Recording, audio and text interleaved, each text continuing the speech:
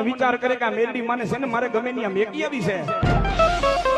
અત્યારે તો આ ઘણો અહીંયા સમય વીતી ગયો છે. અત્યારના સમયની માલિકો તો ઘણા મકાનો થઈ ગયા છે.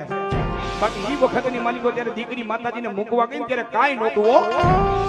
વન વગડો માણા કદાચ દિવસ નો ગયો તો માણા અહીંયા ભયભીત થઈને મરી જાય.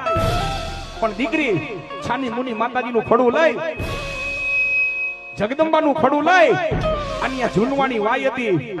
વાયે તેની દીકરી ઊભી રહીને માતાજી મેરડી માનું ખરું હેઠું ઉતાર્યું અને મેરડી માને કીધું મારી તારે મારે આથી પૂરું.